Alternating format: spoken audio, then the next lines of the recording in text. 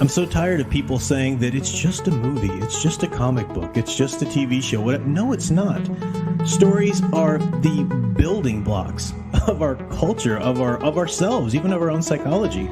We are a product of the stories we tell ourselves about our own past and the experiences on a daily basis, but also the stories that we choose to spend time with.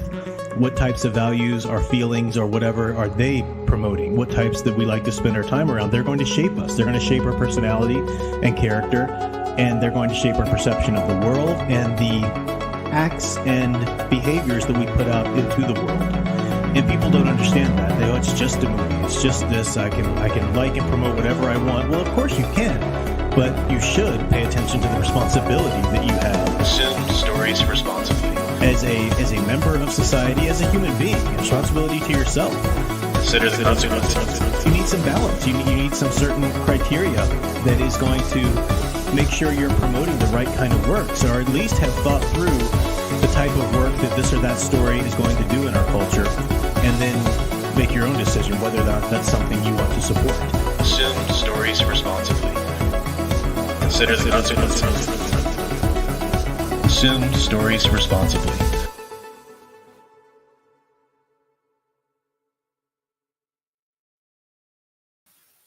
Hello, everyone. Welcome back to the channel. I'm Professor Geek, and welcome back to another live office hours live stream. The camera looks off.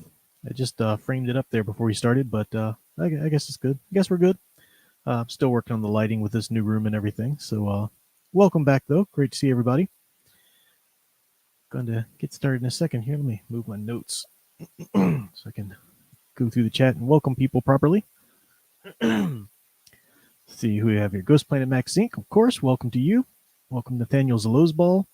Zalozball says, seems like Frankenstein started this whole thing, if the titles are anything to go by. You know, you're right. We are talking about Frankenstein a lot. And tonight's actually the last night we'll be talking about Frankenstein with any depth until we get to the film versions. So basically, the way I'm structuring these talks, you know, it's only August, and I'm going to be doing them all the way through Halloween. I'm focusing on the three main archetypes: Frankenstein, Dracula, and Wolfman. And as I said before, all of those three main archetypes, horror archetypes, monster archetypes, we can trace them back to three literary masterpieces, I would argue, for all three of them. Mary Shelley's Frankenstein, of course, Robert Louis Stevenson's Jekyll and Hyde, Strange Case of Dr. Jekyll and Mr. Hyde, which we'll talk about a little bit tonight, and then, of course, Bram Stoker's Dracula. Now, Frankenstein came first, chronologically speaking, and we're still kind of laying the foundation with all of those three literary masterpieces. Once we get past that, we'll start looking at some film adaptations and start looking at the ways in which these archetypes are still with us today and kind of how they've developed to stay relevant in culture and so forth, you know. So it'll be a fascinating look as we go through. But Frankenstein, of course, was the first chronologically written and published. We did do, even though in order of publication, it goes Frankenstein, Strange Case of Dr. Jekyll and Mr. Hyde, and then Dracula. The reason we talked about the road from Frankenstein to Dracula last week, was because we can trace Bram Stoker's Dracula in many ways, as I said, back to the vampire story that was told that same summer of 1816. You know, we talked last week about, or in the last video, if that's what you catch, about Lord Byron and how he in many ways did, you know, embody that sort of Byronic vampire, and the idea of a story that he had, and John Polidori fleshing it out and giving us that great short story novella. And we talked about how Bram Stoker's Dracula drew a lot of influence from that. Although we did mention, and we'll say again next week when we talk about Dracula more properly, that Bram Stoker drew on all four of the main types of vampire stories that were being told. Only one of them was that Byronic vampire, but we'll talk more about that next week. This week, though, we do want to cover Strange Case of Dr. Jekyll and Mr. Hyde, which is that middle work, literary work of the three, and to really properly talk about that and how it developed, because all of these are the monsters of the Enlightenment. Remember, that's the name of that series of videos I have. They're the monsters of the Enlightenment. And we talked in the first one about how Mary Shelley's Frankenstein in that summer in 1816 was very much a product of the Enlightenment. All of these monsters really come out of that because the Enlightenment kept going. And to really give Jekyll and Hyde slash Wolfman, what it'll become, and we'll talk about that. Because it's the duality of man, and that's the similarities that we're looking at there. We'll talk about Guy Endor's Werewolf of Paris as well when we get to there, but to really give Jekyll and Hyde their due in terms of their place, we also need to trace them back, because believe it or not, there's a real link between Strange Case of Dr. Jekyll and Mr. Hyde and Mary Shelley's Frankenstein. So I know it seems like everything goes back to Frankenstein. In a way it does, but tonight's probably the last night, or this is the last video we'll really kind of delve deeply into it, and we'll definitely come back to it eventually, but it won't be a part of every single video, if you happen to not be much of a Frankenstein fan. But good eye there, Nathaniel. Thanks for pointing that out. Gave me a chance to explain it. Welcome to Private Eye in Retrospectiva. Eldritch Fan, good to see you there. Let's see. Imaginative Hobbyist, welcome. Ghost Planet Maxine. Crystal Ashes, good to see you there. Darth Enigma. Big Al, my buddy there. Hello, my friend. Have a great stream. Hope everyone's having a great weekend. Very well. Hope you're doing well. Hope you're preparing for a good stream. Darth Enigma talking about you made salsa for a contest. 3rd place. Good. Congratulations. That's excellent. Electric Barbarella, welcome. I've got some pictures I'm going to show here in a second that reminded me. Crystal Ashes, thank you so much for becoming a channel member. And thank you so much for gifting 5 Professor Geek memberships. So there you go, folks. See who wants to who ends up getting those, but great to see you. 5 memberships, awesome. So let's see. Who else am I welcoming? Ace Moic, good to see you.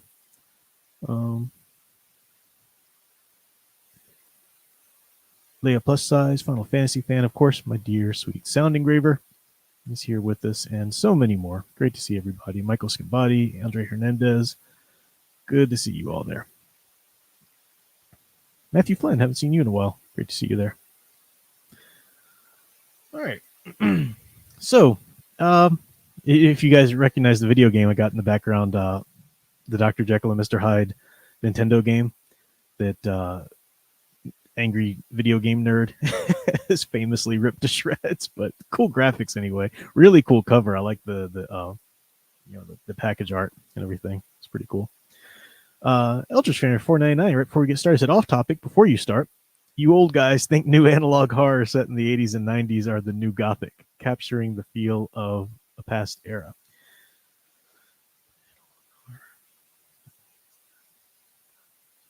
I don't know. I haven't really thought about that. I don't see, when I think of gothic, I think of literary gothic and the films that pay homage to that. Certainly, I don't necessarily think of let's say something like It. Stephen King's It, the film version, which was set in the 80s. Of course, the book version was set in the 50s. I don't really think of that as gothic just because it was set back then. There might be a movement of that. I don't know. I'll have to look into that. It's an interesting topic. In terms of new gothic, I don't really read a lot of new fiction. I don't know. Yeah, I mean, the newest fiction I read, remember last summer, and I was going through and reading like the Green, or what was it called? Was it Green Dragon? The Peter L. Straub's book that was said to influence It, in this 80s work or something, So I just don't read a lot of new stuff because I don't trust it. Not to say that there can't be anything really good coming out recently, and occasionally I might, fall upon one. But yeah, interesting point. Anyway, I have to think about that. Yeah. Floating Dragon, thank you. That's what it was called. Latchkey kids running around, low tech. Might as well be a different world. Hey, man, those were the glory days. Darn straight, you are talking to a latchkey kid, Gen X.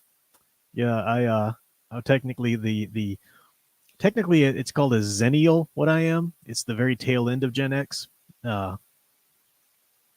It's the deciding factor for us Zennials who are part of Gen X. But at the end of it, there is that growing up, we were able to grow up without all the technology, without the internet, without cell phones and all of that stuff.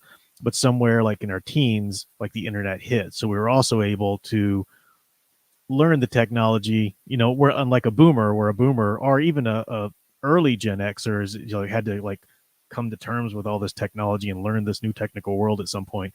Whereas we got the experience of living without it, but we still learned it early enough to not, have it rock the world or anything. So anyway.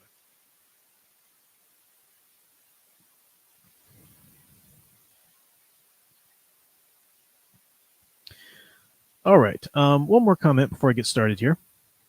Michael Scimbati's talking about nature versus nurture. Are monsters born or made? Do you think if enough mental pressure is put upon someone, it can be too much, the result of them snapping? It's a common theme in horror fiction and films and whatnot, nature versus nurture. In the academic world, the academics are so dumb. They're just so stupid. They are all about nurture. In fact, if you give any space or time to the idea of nature, well, then you are an essentialist. And if you're an essentialist, you might as well be Hitler, you know. But I think that's BS. I think there is an essential nature to human beings, but we have to allow for nurture as well, right? There's certainly a lot to be said for nurture, but I do think there's an essential nature to people as well. So yeah, I fall somewhere in the middle. I know it's not a really educated answer. We'll talk more about it when we get to some examples from the fiction and whatnot. But it's a good question. It's a good theme, that pops up in horror fiction a lot.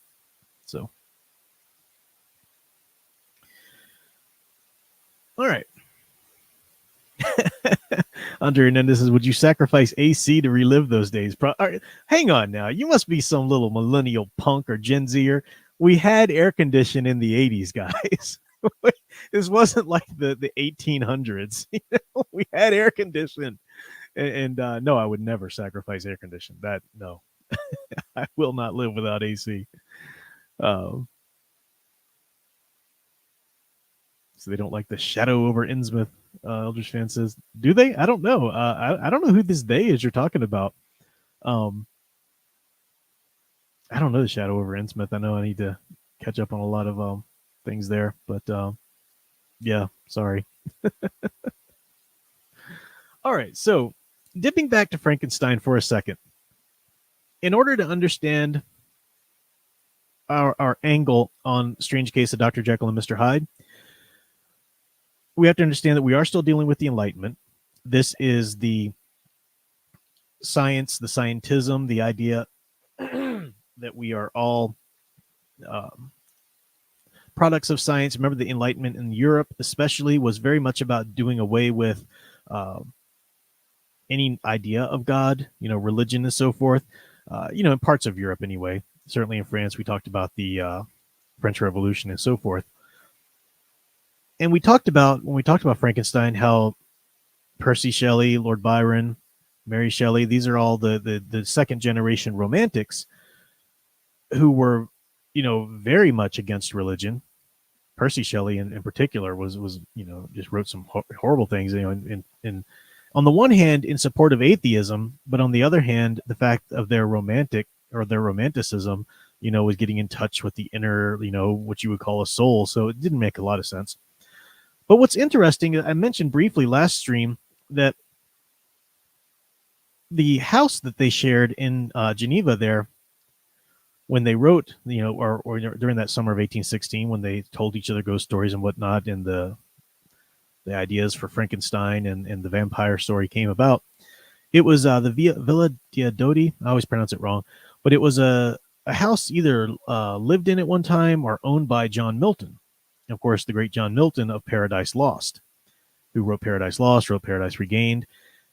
Now, Percy Shelley, Lord Byron, they had an interesting view on John Milton. On the one hand, you would think they'd be against John Milton because he was intensely religious, but they liked the fact that he was a revolutionary because he was in league with Oliver Cromwell and those who were going against the crown, the Puritans and whatnot, trying to break off from the Church of England and all that kind of thing. So so they like the revolutionary aspect of him, and their idea was, well, if Milton was alive in their time, he would do away with these ideas of religion and everything, but there are a lot of interesting parallels between John Milton and Frankenstein.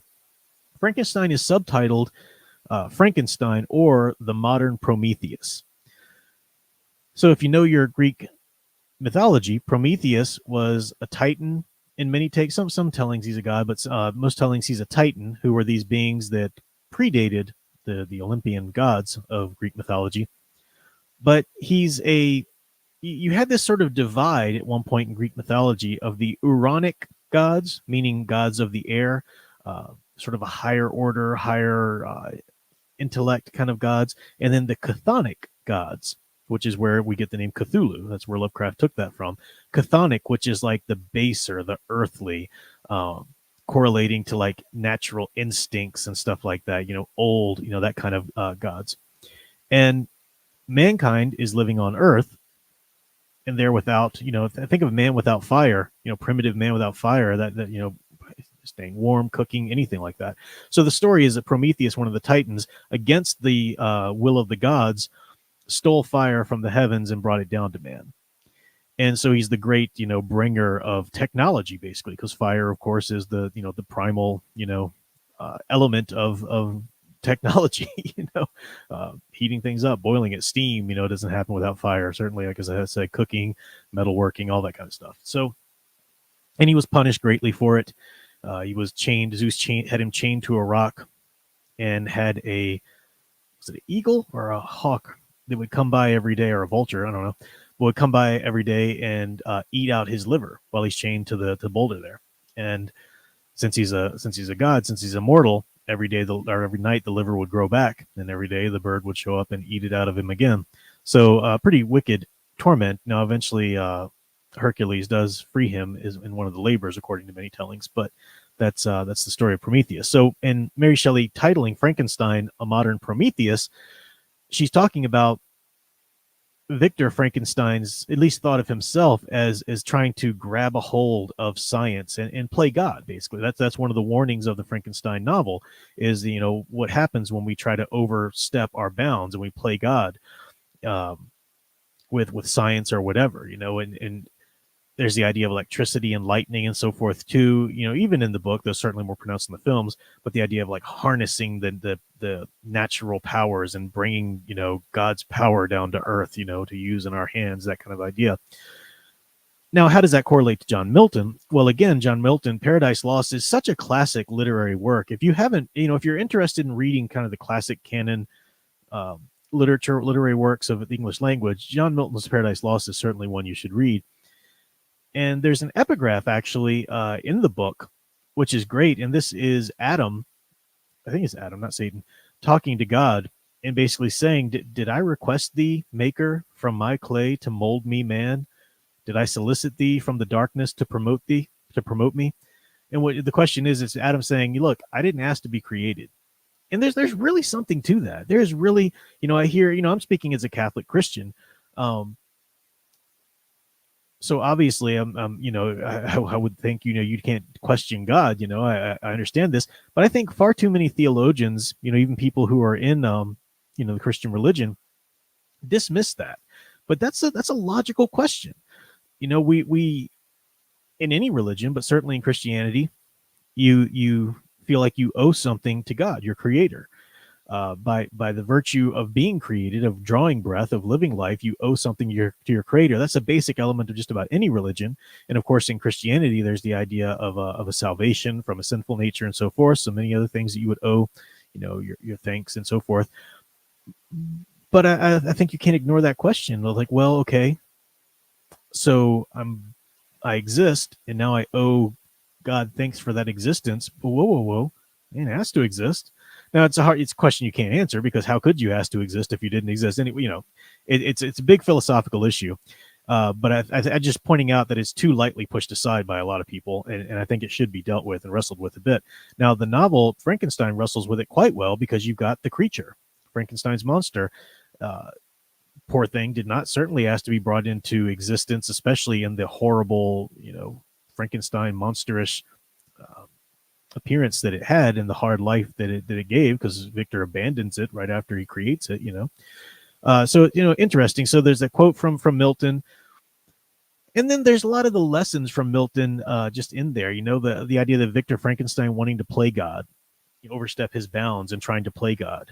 And there's all kinds of scripture dealing with that. But of course, in terms of Milton's Paradise Lost, you're talking about the Garden of Eden story right there. And the serpent tells Eve when Eve says, we can eat of any of the fruit of any of the trees except for the fruit of the tree of the knowledge of good and evil. If we eat that, She says, if we even touch it, we'll die. And God didn't say that to her technically. But the serpent says, you will not certainly die. The serpent said to the woman, for God knows that when you eat from it, your eyes will be opened and you will be like God, knowing good and evil. So the temptation throughout Scripture and throughout the world for man to play God is clearly there. There's another great quote from Milton's Paradise Lost. Innocence once lost can never be regained. Darkness once gazed upon can never be lost. And of course, the Christian story is, yes, it can through Christ's salvation and so forth, but it's still an important thing to ponder. Because in the story of Frankenstein, once Victor creates this creature, he tries to go off and live a happy, innocent life, right? He tries to just forget it. It flees. He tries to pretend he did, it never happened. But no, one of the messages of the Frankenstein story is you have a responsibility to the things you create and put in the world. Certainly not all of us, none of us are creating life, but ideas, art, organizations, heck, posts online, there are consequences to the things you do, to the things you leave behind you, certainly family and stuff like that, relationships, and you are responsible for those.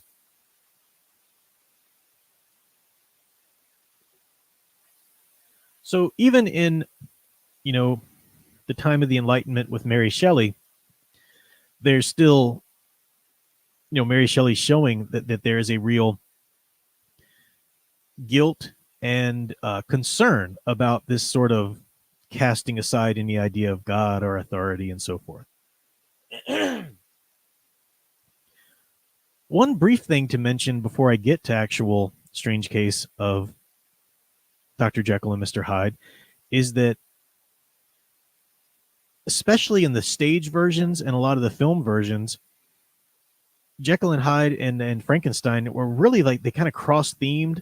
People would adapt them in certain ways. For example, Frankenstein is quite commonly adapted on the stage, and even some of the early like silent films, like the Edison Company film, is sort of a Jekyll and Hyde story. I've even heard of a literary professor try to argue that the creature didn't really do the killings. It's actually Victor Frankenstein himself. It's sort of an alter ego, a dual, this psychological portrayal or take on Frankenstein's story, which is not there in the text. It can be an interesting thing thematically to think about. The creature representing Victor's sort of id or something like that. But no, it is his creation. It's something that he made and left behind and didn't take responsibility for and so forth. But I just want to mention that those stories have always been linked when the public consciousness is trying to process them and trying to find out how we want to apply them. Both Mary Shelley and Robert Louis Stevenson, who wrote The Strange Case of Dr. Jekyll and Mr. Hyde, they both lived to see stage adaptations of their work before they passed away. Bram Stoker is the only one who didn't quite live to see that. We'll talk more about him next week and Dracula next week. But if Mary Shelley's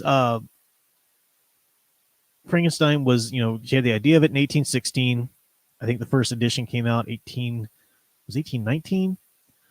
And then, of course, 1831, I think, was the last edition. Me in numbers, so I might add those numbers slightly off. But that's the basic gist of it, the time period. Strange Case of Dr. Jekyll and Mr. Hyde is published in Britain.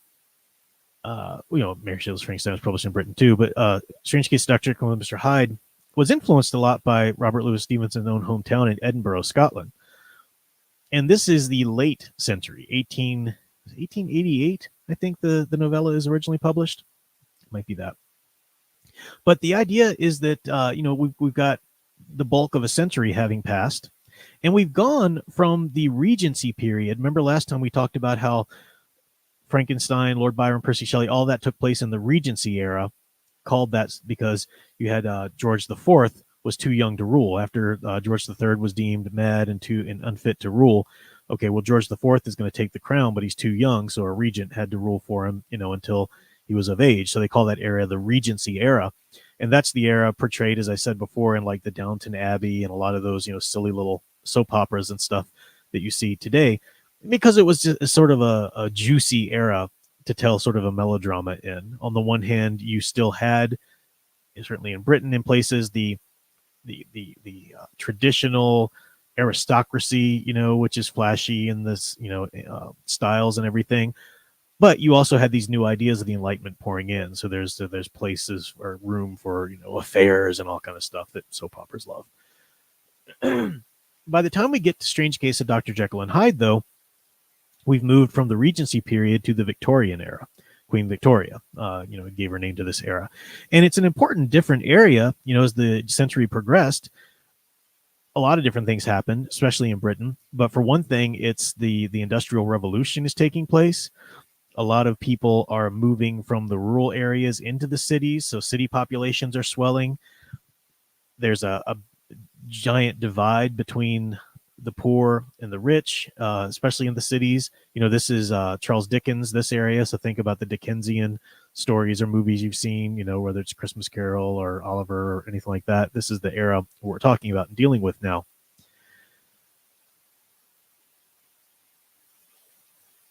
Robert Louis Stevenson is raised in Edinburgh, Scotland. And one of the things about the Victorian era, especially in Britain, is that the Enlightenment's still going on. The Enlightenment's still going on, advances in medicine, advances in science. But there's also a real need to maintain appearances, especially in the Victorian era, for the upper classes. There's a real need to maintain, your reputation, to avoid the appearance of evil. The French Revolution happened, and it was, the people kind of learned their lesson a little bit and scaled down a bit. But there's still the need to basically, just use the word, that's a facade, to maintain a facade for a lot of people. So this is just true. It's a theme of the Victorian times. Stevenson is raised in Scotland. Now, Scotland was heavily Calvinist at this point, heavily Presbyterian, Scottish Presbyterian. John Knox had brought Calvinism there.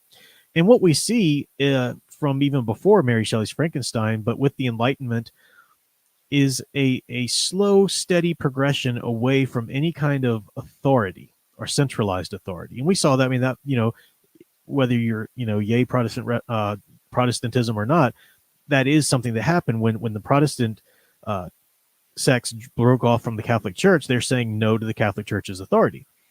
And then many of them were left, okay, well, what is our authority? And they had different ideas about that. And so many of the Protestant sects broke off of themselves, and you had different people breaking off on their own and different ideas of authority. And we get to the point, again, you say Protestantism, that's 1,000 different beliefs and flavors. So I'm not trying to lump all of them into one. But John Calvin was certainly a distinct thinker in Protestantism. And Calvinism named for him, of course. Now, people today that you might talk to who say they subscribe to Calvinism or whatnot, again, even the word Calvinism can mean a lot of different things. But I'm going to talk about exactly what it meant in terms of Scottish Presbyterian Calvinism. That this was before I get to that, let's talk a little bit about the setup of Jekyll and Hyde. And before I get to that, actually, let me get the super chat because I saw it and it distracted me and I don't want to lose it. Matthew Flynn. Thank you, Matthew Flynn. Good to see you around. Said, since the time of the fall of our race has been haunted by what we in our reckless pursuit of hedonistic indulgence gave birth to.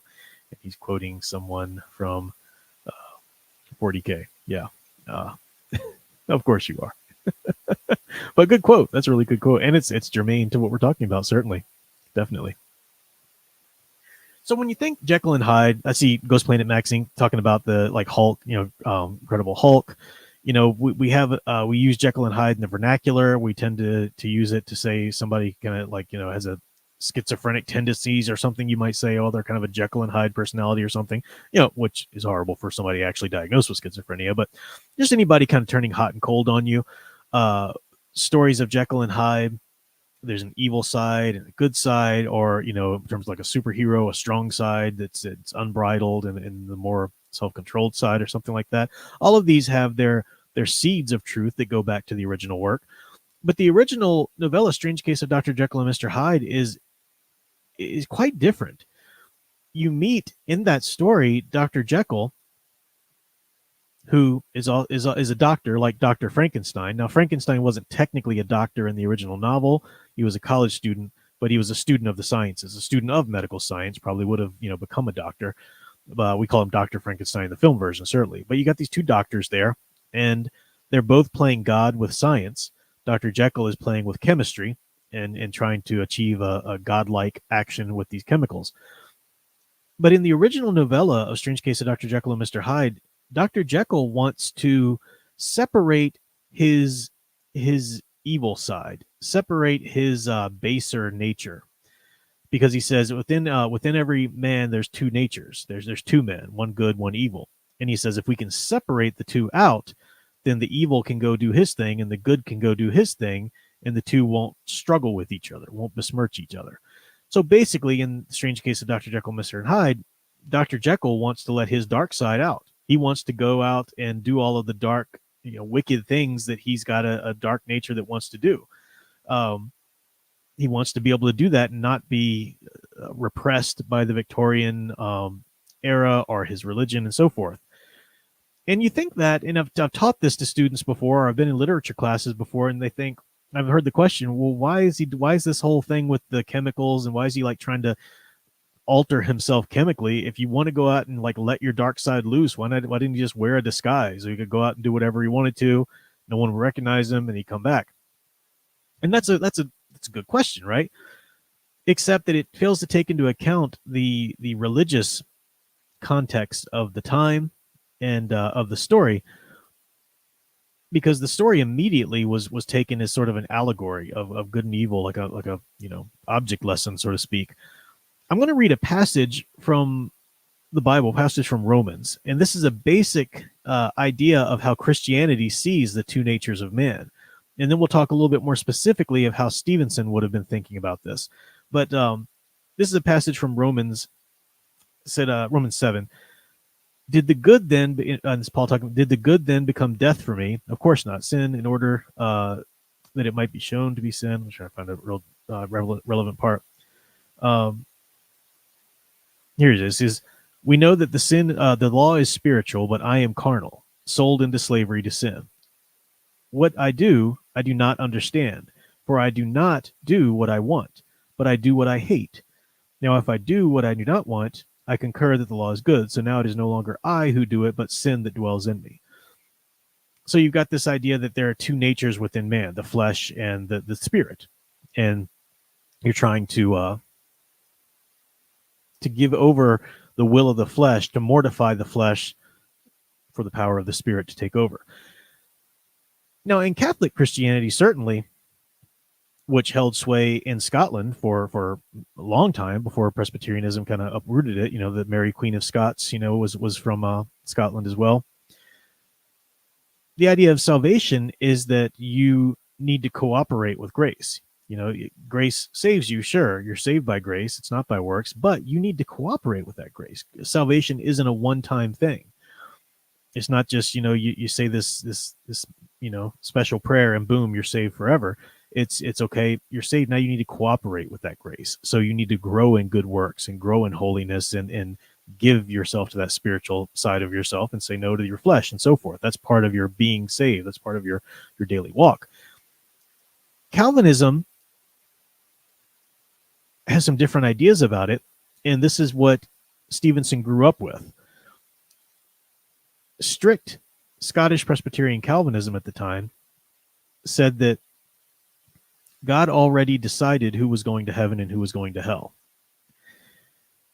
And if you're going to heaven, there's nothing you can do about it. You're going to go to heaven. You're once saved, always saved, that kind of idea, if you're one of the elect in that point. And if you're not one of the elect, then you're damned. You're going to hell, and there's nothing you can do about it. One way you know if you're one of the elect going to heaven is if you are being regenerated. You're becoming holier, and there's nothing you can do about it. You're just automatically doing it, right? It's God just planned it for you to happen. He chose you. He predestined you in that manner. So one way to know for sure that you're going to heaven is that if you are becoming better, being good, and so forth. So you might think, isn't that sort of semantic or logistics a little bit playing with, but it's a slightly different philosophy. This is a profoundly different philosophy. But that's the idea. So think about Dr. Jekyll in this story. He knows that he has these two natures. It's not about if he just puts a mask on and goes out and does these wicked things that he wants to do, well, that would be proof that he's going to hell, you know. But if he can somehow let his evil side have its way, that it wouldn't mar his good side, wouldn't mar the soul of his good side, and so forth, that's what he's trying to achieve in that story. Now, the novella doesn't really go into the ins and outs of religion, certainly talks about transgressing God and so forth here and there. But Stevenson certainly had that mindset. He was an avowed atheist, but he grew up a very strict Calvinist upbringing in Edinburgh. He was a very sickly child. He had a some sort of condition of the lungs. They thought it was tuberculosis for a time, but it tends to not really fall into that category. His skeleton was sort of like distended. He had a lot of lung infections and hemorrhages just throughout his life. He had a nurse growing up who was a really strict, like evangelical Presbyterian Calvinist. And she would tell him stories from the Bible, and she would tell him about how you want to make sure that you're one of the good elect going to heaven and not one of the bad, evil people not going to heaven. And that would give him a lot of anxiety. He'd have nightmares about that because, you think about it, you tell that to a child, it's like, hey, you've been chosen to either go to heaven or hell, and there's nothing you can do about it. So if you're going to go to heaven, you better start, you'll be good, which is a sign that you were chosen to go to heaven, So it's a real mind game, right? And he'd have nightmares about that. It's one of the reasons that he decided to at least call himself an atheist. Now, even though he was calling himself an atheist growing up, or once he was older, he never really left the Christian morals. He always admired Christian morality. And, a lot of people who call themselves atheist, if you really have a talk it out in the conversation with them, more often than not, they're going to end up being more agnostic than atheist. Because it's really hard to be a 100% total materialistic atheist. I mean, people out there, would say they are, but it's kind of hard to really wrap all your worldviews around that. So he always had that strong Calvinist morality through his life and upbringing, and it certainly showed in Dr. Jekyll and Mr. Hyde. There are some influences also to Dr. Jekyll and Mr. Hyde. Remember, I talked about how Victorian era, there is a strong dichotomy between the lower class and the upper class, and there's a real drive to maintain your reputation and so forth. Stevenson went to the University of Edinburgh, and Edinburgh at the time was a divided city. It's kind of one of the influences of Jekyll and Hyde because it was an old town. It was divided into Old Town and New Town. So Old Town was still the medieval architecture. Old Town was where the prostitutes were. The Old Town was where the drinking and the gambling took place and all that stuff. New Town was the more Victorian architecture, the more sort of upscale, aristocratic area. And Stevenson would go to school in Uptown, and then he would spend his nights in Old Town, in New Town. He would spend his nights in Old Town. As a college student, he was out there whoring and gambling and everything with the rest of them. And this was part of his rebellion, against the idea of religion and whatnot. So this is one influence. He himself became a well-known writer of children's literature. First, he was an essayist, and he, he had that nurse who he dearly loved. He dearly loved his nurse. He called her Cummy. Her name was Cunningham, and I think it was his way of mispronouncing the name as a child. But he dearly loved his nurse. She was very, dear to him. He loved his mother and stuff. He had a penchant for older women. It's kind of hard not to read some mommy issues into this somehow or another. But he fell in love with his actress, this divorced actress, which was a scandal to be divorced in the day. She was separated, wanting to get a divorce. He fell in love with her. She was about 10 years older than him. She did not reciprocate the love, but she allowed a friendship and a correspondence through the mail, happen quite a bit. He eventually found Fanny Osborne, who he was about 10 years his senior as well. And she was divorced with a child, and he eventually married her once, she was actually properly divorced. She was an American. And he was an essayist up to that point. Really great essays. He's a great writer. I love his work. I really do. He's great. Once he married Fanny Osborne and he suddenly had this 12-year-old stepson, he started writing down stories, like adventure stories, that he would tell to the son. And like I said, even though he might call himself an atheist, his works are very moral. They're very moral, and they all have very heavy moral lessons. But Treasure Island, this comes from Robert Louis Stevenson. Kidnapped, if you heard of that one. What's it called? The Black Rose. A lot of great stuff from Robert Louis Stevenson. Treasure Island is probably his most famous, aside from Strange Case of Dr. Jekyll and Mr. Hyde. And he was known as sort of that children's fantasy, children's religion, adventure, story author. But there's this one summer where he's having a lot of lung hemorrhaging. He's feeling horrible. He's got a home in Bournemouth, I think it is, where a lot of people go to sort of convalesce in England. So he's in this nice home, but he's just bedridden with these lung issues, and he has these horrible nightmares. We don't know exactly what caused them. He wakes up from a nightmare and just sort of in this like mad fueled frenzy, he writes these drafts of the Strange Case of Dr. Jekyll and Hyde story. And it's almost like it's almost like a drug fueled frenzy. Now we don't know for sure, but people were taking cocaine back then, like aspirin. It was just sort of this new root from the tropics or whatever, and it was being prescribed by doctors for everything from a headache to anything, sleep or whatever. So it's quite possible that he might have been taking a little bit of cocaine for his lung or whatever issue, but it certainly would speak to the frenzy that he wrote in or whatever. But he wrote this story out, and you do see a lot of things from the era and from his subconscious coming through in here. Now, he would say things about the story later, and his wife certainly says things about the story later, that you can kind of see where they're trying to sort of distance themselves or trying to make sure that they're seen in a certain way. His wife in particular she wanted him to be seen as the beloved children's author and not the writer of such a wicked tale, and stuff. So she was trying to just say, no, it's just an allegory for good and evil. And that's all it is, and whatnot. But he, growing up, he had a dresser in his room that was made by an individual named Deacon Brodie. And this will just give you an idea of the times and how we've progressed to Victorian England from say, the Regency period, post French Revolution and so forth. Deacon Brodie was a cabinet maker and a nobleman there in Scotland. He was a councilman, all of these things, but he was a cabinet maker. So he started making impressions of the keys to the people's, his clients, basically, to get into their homes. And he started stealing from them. Eventually, he started stealing. He stole from a bank. He stole from he had some accomplices.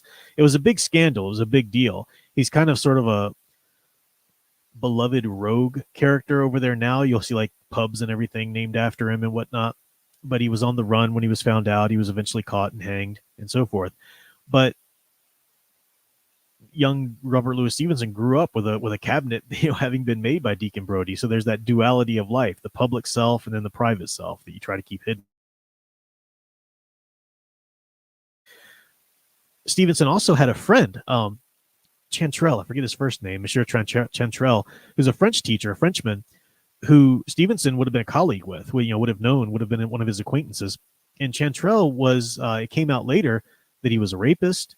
He raped this one young girl, and she didn't really have any recourse, or so he ends up marrying her, which was done sometimes horribly, but abusing her. Eventually, takes out a life insurance policy on her and kills her.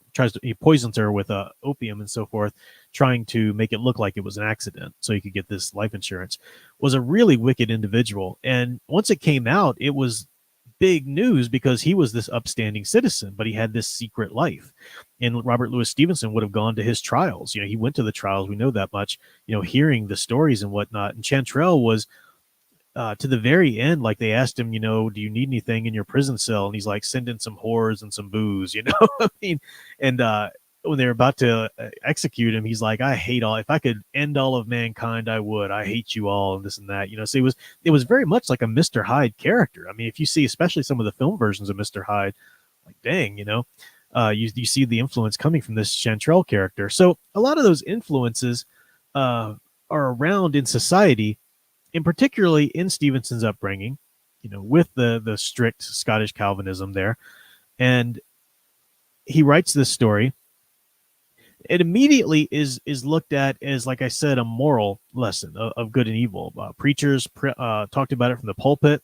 In fact, it's funny. A friend of mine, this would have been almost like 10 years ago now, but he played in he was an actor in, like, local theaters and whatnot, and he got the role of Dr. Jekyll and Mr. Hyde from the musical. It's a great musical they did, a few decades ago, and he played Jekyll and Mr. Hyde in the little local theater group that did it. They actually staged the play in a church. It was like, some non-denominational, kind of evangelical, one of those with the big speakers and the music systems and like, hey, we're relevant kids, that kind of church. But they let them stage this play there, this play with, like, hookers and prostitutes, the song Bring On the Men and all this kind of stuff, because the preacher of that church was tying it in like a 4-week sermon message on the duality of man or whatever, so it was a morality story back then, treated as such, and it's still treated as such today by a lot of people. Now, eventually, it was psychologized, as Freud becomes more popular, and we do start to look at Mr. Hyde as the id self, the dark side, the shadow self, id or shadow self of Jekyll. So Lee Sonnegraver asking about that at one point. So that's certainly part of the story, but you can see different sort of waves of criticism or ways of looking at the story and interpreting the story in other ways. Now, I did say that Stevenson lived to see a play adaptation of Jekyll and Hyde, and this was by a man, if I'm not mixing up names of people at this point, his name was Henry Mansfield. He was an American actor, and he read the story. The story was immensely popular, Strange Case of Dr. Jekyll and Mr. Hyde. He read it and really thought it would be cool to play a dual role. That's not how it is in the book. In the book, Hyde is when he takes the chemicals or whatever and he becomes Hyde, he's suddenly a much younger person, shorter in stature, sort of simian-like, troglodyte is the word I think the text uses. But the idea is because he's the baser nature that hasn't really been given free reign to really express himself yet, but he's younger too. But it's always played in a live action, whether on stage or film, by the same actor usually, with a lot of makeup or effects or different things. So this Henry Mansfield character wanted to do a stage version of it. He's the one that brings in the idea that Jekyll was engaged to be married, or there's a fiance at some point. That's sort of a fixed part of the story now. If you watch any sort of Jekyll and Hyde adaptation, there's going to be a love interest, a fiance. And I think that's important. I think it's a natural progression of the story. Now, that wasn't in the original novella. Mansfield came to Britain and actually staged the play, Strange Case of Dr. Jekyll and Mr. Hyde, at Bram Stoker's theater, Lyceum Theater. Bram Stoker was working as the stage manager for actors there at the Lyceum. And so Bram Stoker, the future author of Dracula, would have seen this play. And it was done in the West End, the nice part of London. And audiences were amazed at the transition that Mansfield would go through when he would become Hyde from Jekyll. He would crouch a little bit. He would, do a lot of actor tricks. There would also, the light would hit his face. Stage lighting would hit his face in a certain way. It would make him look very different. Audiences were just so wowed by this, this real transformation on stage that a good actor could portray. Stevenson eventually first liked the play. Mansfield came over and talked to Stevenson and read him the whole play, and Stevenson said it was great. Now, once some bad reviews started to come, or people started to question the morality of the play or whatever, Stevenson spoke out against it at that point, saying, stop trying to make Hyde so sexual. He's just our baser natures, but he's no more sexual than anybody else. That doesn't make any sense. Hyde has to be, if Hyde is our baser nature, then like all of his baser instincts, his sexual instinct has to be ramped up too. But again, author versus reader reaction, you need to balance the two. So Mansfield put on this play, and it was immensely popular. And like I said, it just wowed audiences. Then the Whitechapel murders happened while the Jekyll and Hyde play is being staged. So the Jekyll and Hyde play is on the West End, the nice area of London. Over in the East End, the Jack the Ripper, Whitechapel murders start to happen. Famous Jack the Ripper murders. No one knows who it is. He gets the name Jack the Ripper in the press. And some people even think, I don't know if it was serious or not, they even accused Henry Mansfield himself of being Jack the Ripper just because of his amazing transformation on stage. The police and the press, where they figured out that this Jack the Ripper character must be somebody from the upper class, at least that's the prevailing theory, who kind of goes and slums it and kills all these, prostitutes. So some people were even pointing the finger at Henry Mansfield. Of course, he's on stage acting while some of the murders are going on, so no one's seriously accusing him. But a lot of people in London at the time said, this play, with all of these horrible things that this Mr. Hyde character is doing, surely has influenced people. Surely it's a bad influence on culture. Surely it had something to do with this Jack the Ripper character going out and committing all these horrible atrocities on these women.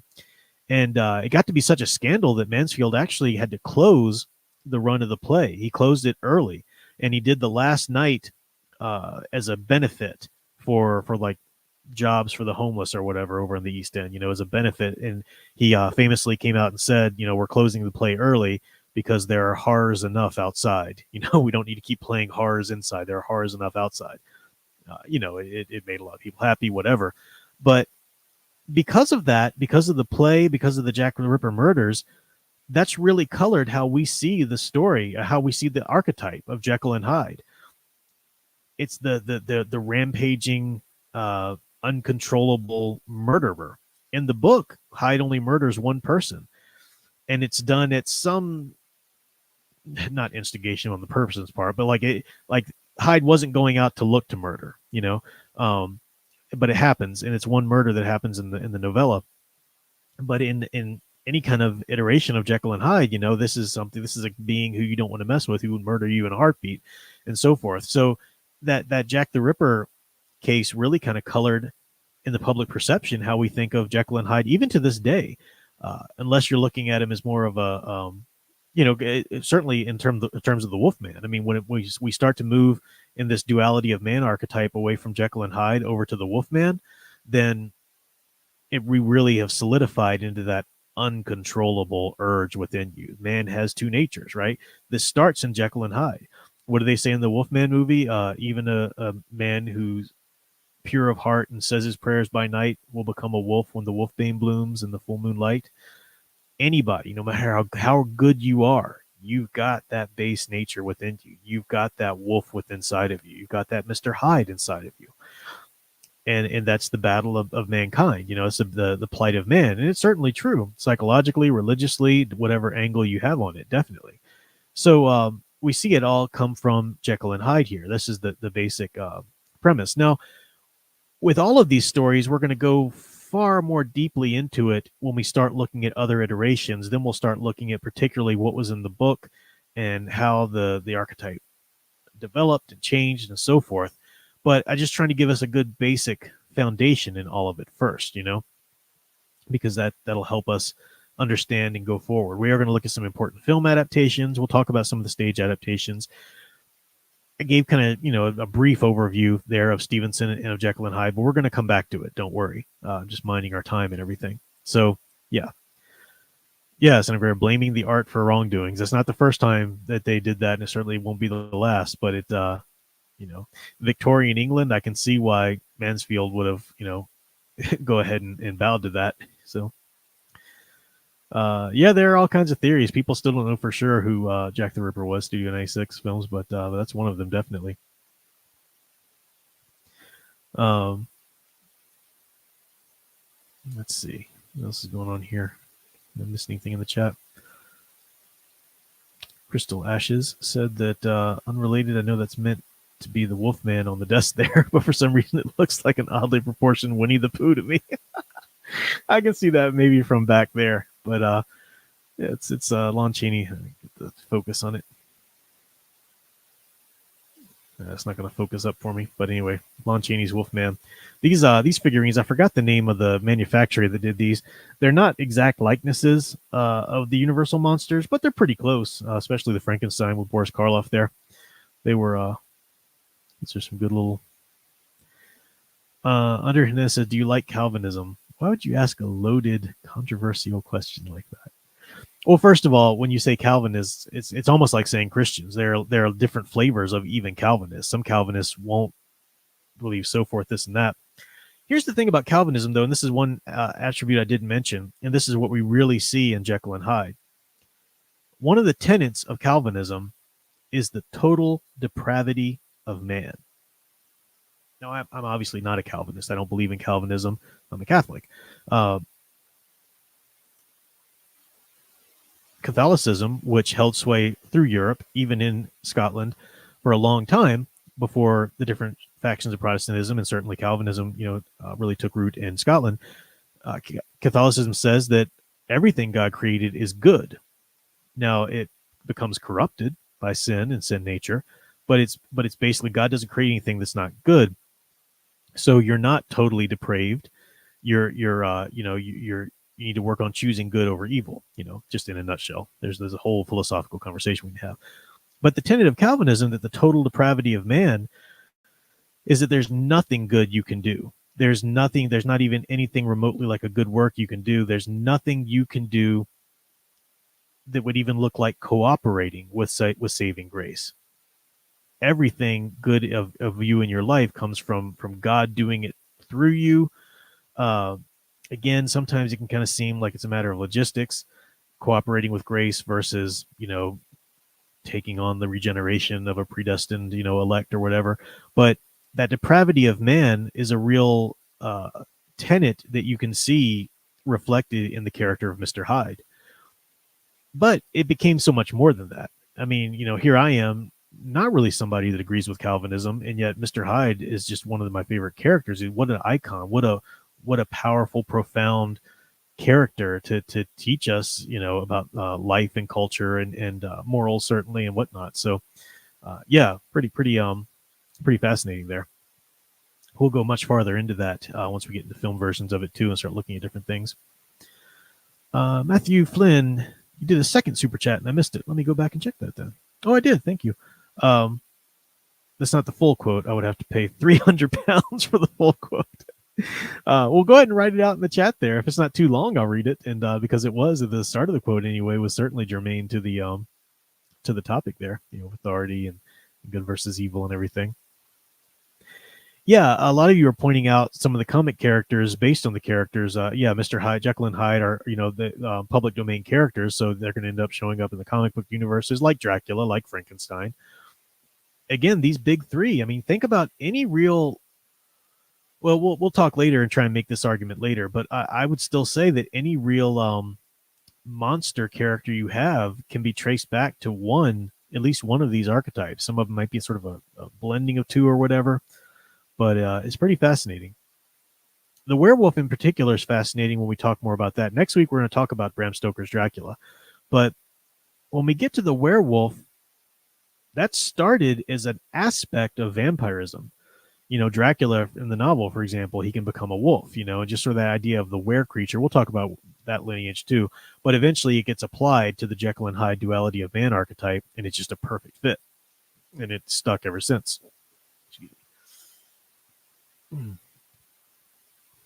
So let me see what else is. Make sure I didn't miss anybody else's there.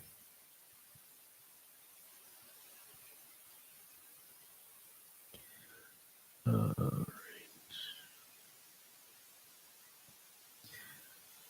Imaginative Hobbyist says, trivia that is worth sharing. One of the earliest portrayers of Dr. Jekyll and Mr. Hyde on the screen was John Barrymore, Drew Barrymore's grandfather, in the 1920 film adaptation.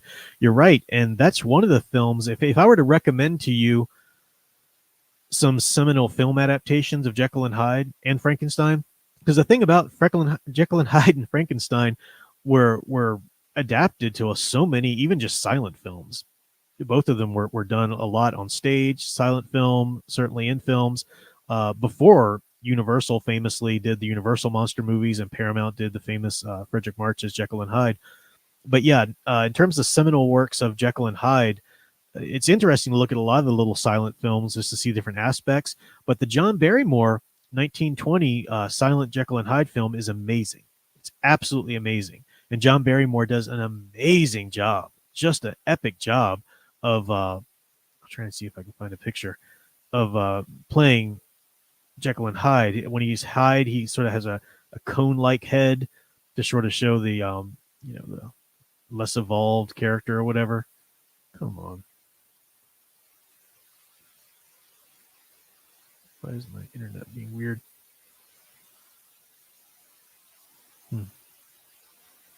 It doesn't want to show me. Site doesn't want to load up. Google's being dumb. It's telling me I have no internet. Clearly, I have internet. I'm streaming, but anyway, I don't know. But yeah, you can look it up yourself. John Barrymore's Jekyll and Hyde. The cool thing about that movie, the 1920 Jekyll and Hyde John Barrymore film, was that it's the first one, and this was written by a woman. The screenplay was written by a woman. Acted, John Barrymore's a man, obviously, and the director was a man, but the screenplay was written by a woman. And it's the first time that we have, like I said, the idea of Jekyll having a fiance, and that just fits the story, right? A pure woman that he should be striving to be pure for, but he's got this high duality and everything. So it just fits the story.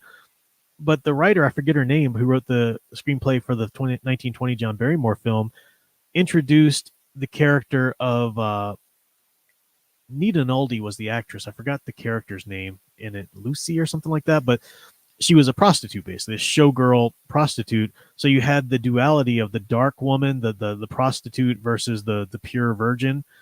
And that movie didn't do a lot with it. It did some really cool things, but didn't do a lot with it. But by the time we get to 1931's Frederick March, Reuben Mamillian's Jekyll and Hyde, we've fully developed the idea of these dual women, the dark and white woman. I'm not talking about terms of complexion. I'm talking about the prostitute / virgin, dynamic that mirrors the duality of Jekyll and Hyde.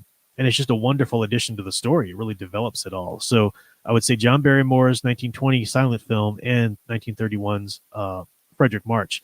If you don't watch anything else, you want to watch those two. Then we can talk about some other great ones as well. Eldridge Vance. Best Jekyll and Hyde is David Hasselhoff musical. I've never seen David Hasselhoff's version of the musical. I do love the musical, though. I love the music from it. I think it's amazing. I actually saw the musical on Broadway. This would have been like 98, maybe, or something like that. 97, 98. I actually went to Broadway, saw it, and it wasn't Michael Guccioli, I think is his name, was the actor who portrays the role, was famous for the role, and he portrayed the evening showings of it. I actually went to a matinee showing that had Robert Evans, who I think rocked the role, did an amazing job in the role.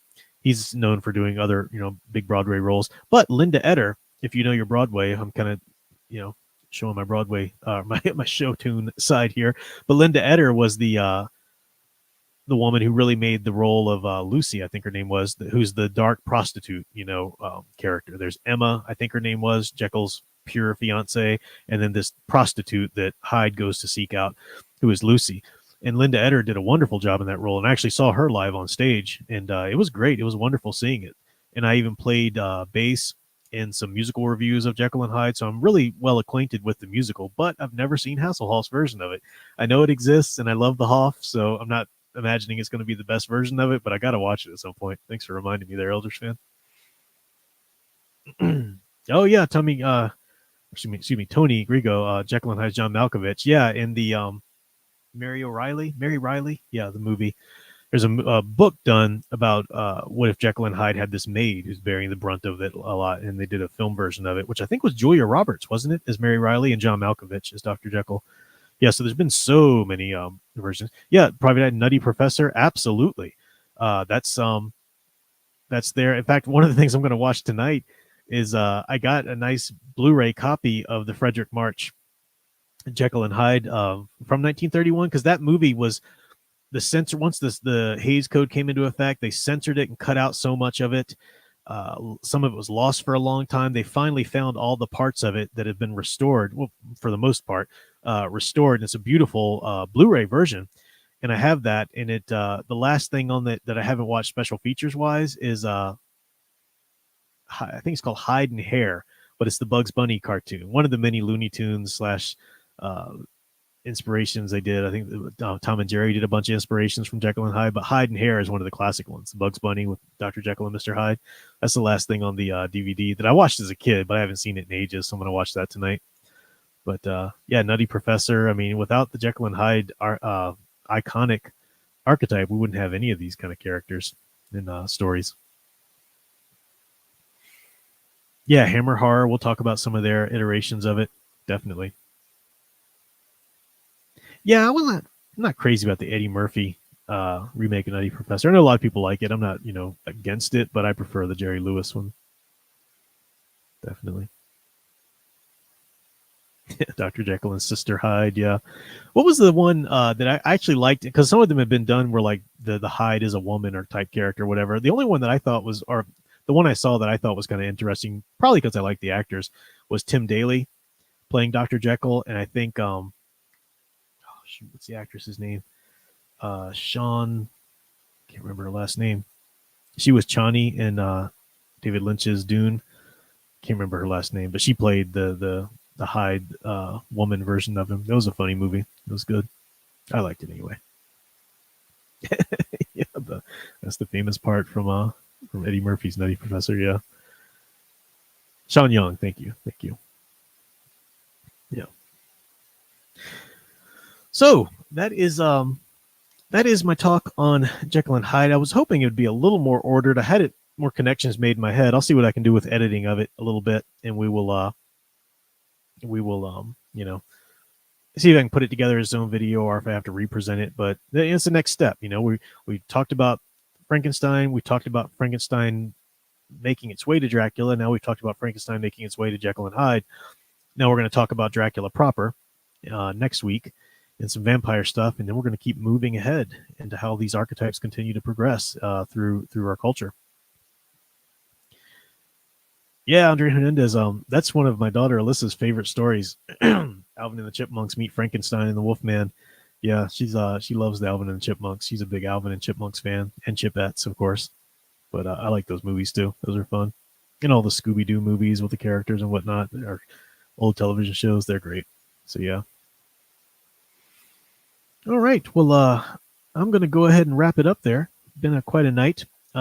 We will probably have a little bit more time for discussion and back and forth and Q&A next stream when I do the Dracula Bram Stoker. I think a lot of people are going to be more interested and more personally connected to the character Dracula because he's so popular. So that's coming next week, and it'll be fun. So I will take a lot more questions and everything as time permits, and everything. It's just time gets away from me. But a lot of fun tonight. I enjoyed covering this stuff. I'm having a blast, doing my deep dive study. It's been something I've always studied. One of the classes I teach is called the American Ghost Story, where I look at American versions of all, some stories that evolved in America lit, but a lot of them go back to these icons. So it's nice. It's fun to be able to talk about these icons that actually originated in Britain and talk about their originations and stuff a little bit more than I would do in my class. So it's a lot of fun. That's all for tonight, guys. Sound Engraver is going to have a stream tomorrow. She probably mentioned the time. I just didn't catch it because I've been prattling on about my own stuff here. But you can check her stream tomorrow evening, and I'll have some content out this week. I do want to talk a little bit more about, I had another subtopic tonight that I want to get into, maybe as its own video. I'll see if I can record that Monday because it's sort of a supplemental. This will be part 3 of the Monsters of the Enlightenment, but there's a supplemental material that I want to talk about, which is interesting to a lot of you modern horror fans. It kind of comes, where did that come from? Where did that genre get its genesis in? And that was in the 1800s as well. So we'll talk about that too. Lots to come. Thanks for watching. But until next time, keep enjoying and digging deeper into these great monster stories you love. Thanks for watching.